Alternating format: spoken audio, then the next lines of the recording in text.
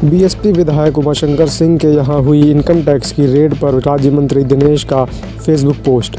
अपनी ही सरकार की कार्यवाही पर उठाए सवाल। उमाशंकर सिंह की बीमारी के दौरान इनकम टैक्स की रेड को बताया संवेदनहीन एजेंसी की कार्यवाही। उमाशंकर सिंह जीवन और मृत्यु के बीच जूझ रहे हैं। उनको कुछ होता है तो संवेदनहीन एजेंसी होगी जिम्मेदार।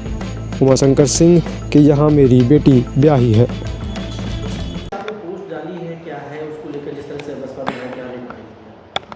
देखिए, भारतीय संस्कार, संस्कृति और सनातन धर्म में सुख दुख बांटना ये मनुष्य की प्रकृति में या मनुष्य के हिस्से में होता है।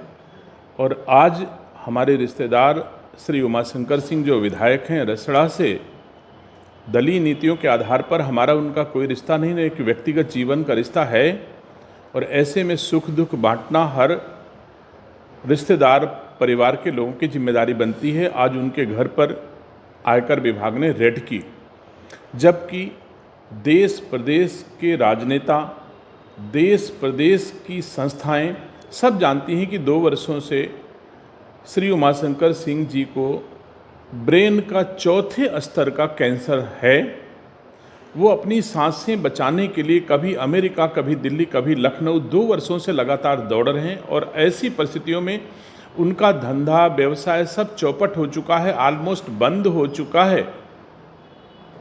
उसके बावजूद उनके घर में रेड किया जाना इन परिस्थितियों में, और जिस प्रकार से रेड की जा रही है कि उनके घर में नर्स और चिकित्सक जाने का भी अवसर नहीं दिया जा रहा है।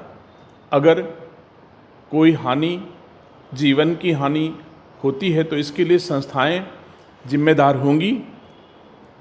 और मैं समझता हूं कि दुर्लभतम अपराधों में भी जब ऐसी परिस्थितियों में कोई न्यायालय जाता है तो माननीय न्यायालय भी दया के आधार पर उस याचिका को स्वीकार करके दोषमुक्त कर देती है। मैं दोषमुक्त करने की बात नहीं करता हूं, अगर दोषी हो तो चाहे जो सजा दी जाए, लेकिन क्या यह अवसर राजनीतिक बदले की भावना से प्रेरित होकर के किसी को दंड पहुंचाने अथवा पीड़ा पहुंचाने का अवसर हो सकता है?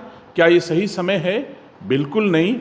इसलिए ईश्वर सद्बुद्धि दे उन राजनेताओं का जो बदले की भावना से पीड़ा पहुंचा रहे हैं। इन परिस्थितियों में मैं समझता हूं किसी भी संस्था को ये हक नहीं है, और इस समय ये कार्रवाई किसी दशा में उचित नहीं कही जा सकती।